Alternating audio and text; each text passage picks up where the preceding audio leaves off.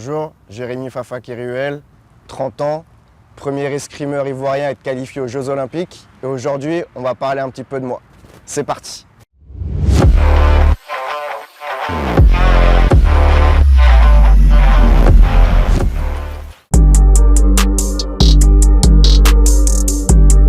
Alors, j'ai été multiples fois champion de France par équipe avec mon club.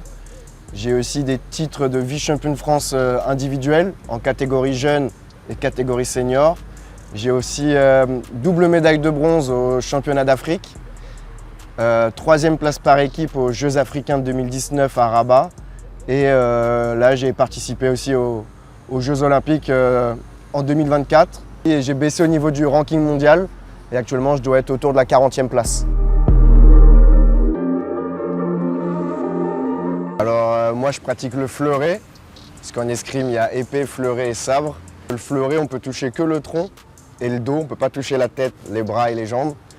Et donc moi, je pratique cette arme-là, parce que dans mon club où j'ai commencé, il n'y avait que du fleuret. Du coup, j'ai commencé là-dedans, mais ça me va très bien. C'est quelque chose qui me correspond bien. Déjà, quand j'étais petit, il n'y avait pas de fédération d'escrime en Côte d'Ivoire. Moi, j'étais dans les catégories jeunes en France.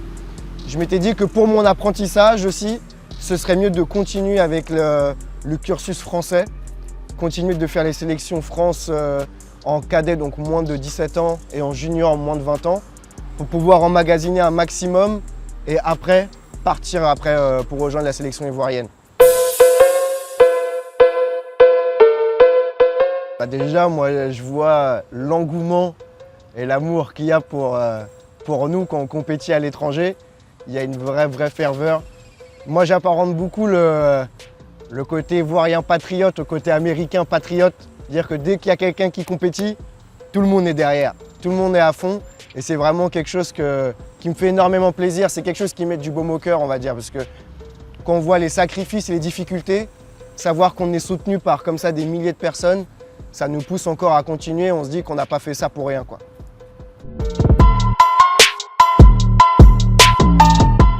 C'est pas quelque chose qu'il faut prendre à la légère. Les difficultés ne sont pas les mêmes.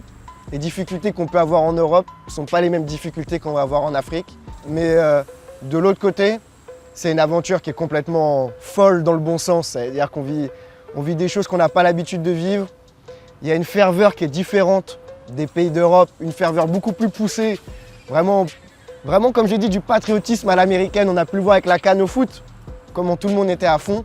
Et c'est ce qu'on ressent dans tous les sports, qu'on fasse du foot, de l'escrime, du basket, du cricket. On sent qu'il y a une ferveur nationale qui nous pousse à être meilleurs en fait. Donc moi, je dirais à tous les gens qui hésitent, c'est de bien réfléchir, de bien peser le pour et le contre.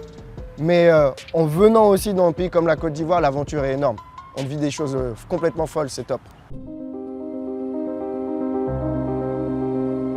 Je dirais que les difficultés, c'est que l'escrime, c'est pas forcément un sport facile à pratiquer, on va dire, sans vraiment avoir d'infrastructure. C'est pas comme le foot ou le basket ou même le tennis où on peut s'entraîner à peu près de nous-mêmes, de notre côté. Donc je dirais que la difficulté, c'est ça, d'avoir une salle accessible déjà d'entraînement pour pouvoir s'entraîner. Allier professionnel, c'est-à-dire le travail, et aussi une vie d'athlète de haut niveau pour pouvoir se concentrer à 100% sur l'escrime. Je travaille, voilà, du lundi au samedi, le dimanche de temps en temps quand il faut coacher, comme je suis coach d'escrime. Et en fait, ce que je gagne au niveau du salaire, c'est ce que j'utilise pour subvenir à mes besoins de tous les jours et aussi pouvoir payer mes compétitions. Donc je dois faire tout avec le peu que j'ai.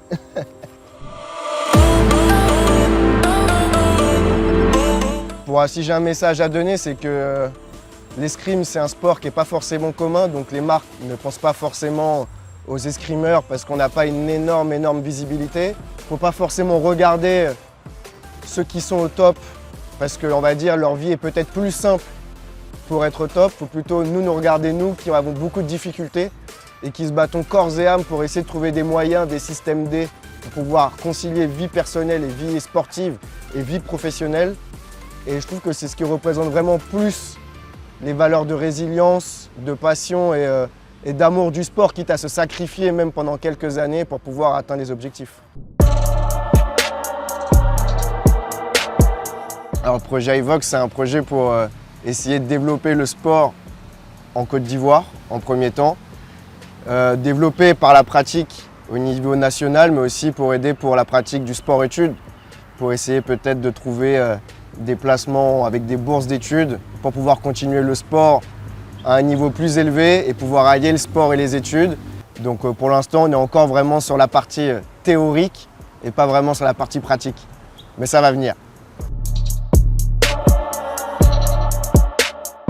L'objectif, c'est pouvoir, on va dire, faire de l'escrime de façon sereine et essayer de trouver une sorte de stabilité sportive pour pouvoir essayer de performer le mieux possible pour chercher une place au JO et s'il y a une place au JO, pouvoir performer au JO aussi après.